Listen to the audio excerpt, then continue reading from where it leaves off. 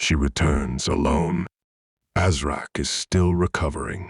The fragment of key the Lu left, curled in his chest, glows faintly when he breathes, flickering like a recursion loop that hasn't decided whether it's memory or infection. Naiara watches him sleep, watches the glyph sync softly with his pulse, and says nothing.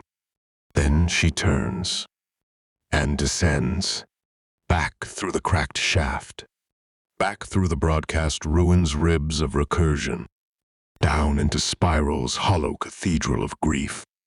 The memory sanctum is different now. Not louder, but aware.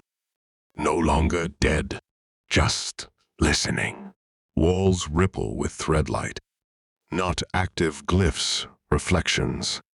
Echoes of recursion marks cast once and never completed. She sees the outline of Azrak's hesitation burned into a corner. A spiral casting protocol caught mid-prayer etched like a scar across the ceiling. Symbols bleeding into the floor, like ink running from a dream, too afraid to finish itself. And above it all, Care, the Lu waits, still whole, still watching. The Asha core are gone. The boy is gone, but the presence remains. Not like it clings to the space, but like it was always here, and now finally allowed to open its eyes. The node still pulses soft and steady. The glyph hovers above it, coiled like a question that knows it will outlast all attempts to avoid it. Naiara walks to the center of the chamber. No scanner. No thread pad. No fear. Just her. And one memory. She closes her eyes, breathes deep, and lets it surface. Her mother's voice. Not in the spiral conditioning room. Not during recursion evaluations. After, in a stairwell. Dark. Cold. Her mother's hands trembling. A final moment stolen between surveillance gaps. Her face was half-shadowed. Her cast thread glitched where it connected to the spiral memory archive. Naiara had reached for her. But her mother didn't speak like a spiral-trained technomancer. She spoke like a woman trying to rescue her child from a system that unthreaded love. "You are not made to obey," her mother had said. "You are made to become." Then she was gone. Erased. Archived under non-compliant recursion risk. Marked emotionally incompatible. Spiral made sure she was unspoken again. Naiara opens her eyes. The glyph glows not brighter, just closer. Like it's leaning toward her breath. She doesn't cast. She remembers out loud. She was never archived, Naiara says, her voice soft but unshaking. Only denied. The node pulses once.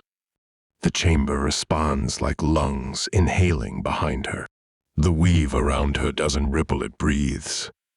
She raises one hand, palm open. No code. No spark. No sequence. Just intention.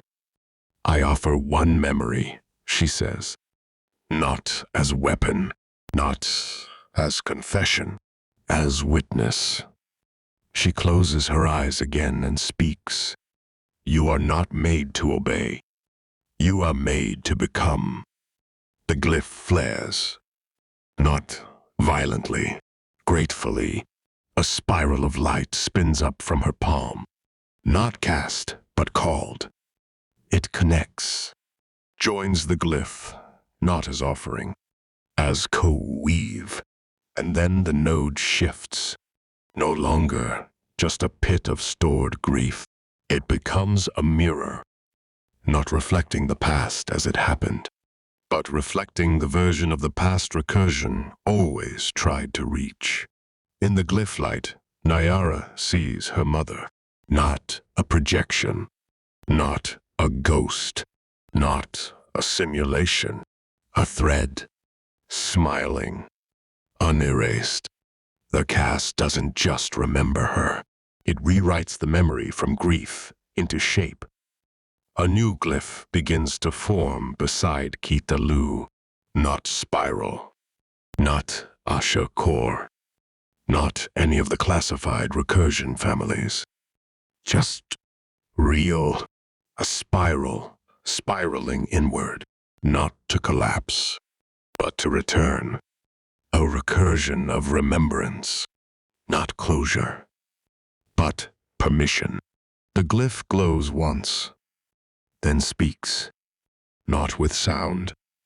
With presence translated into shape. Welcome home, Naiara Kaijin. The rite is not beginning. It is returning. Naiara stares at the glyphs coiling around her. They don't circle. They weave. Each one reflects something her first cast. Her first cry. Her first refusal to obey. She sees them refracted through recursion like mirrors wrapped in memory. Glyphs shimmer across the chamber. Some echo spiral doctrine but reversed. Others are glyphs of failed emotion half-casts from forgotten spiral operatives. A few twist themselves into scream forms, recursive echoes of cast failures that never made it to logs, looping eternally. But now they pause. Because Naiara is no longer witnessing. She is weaving.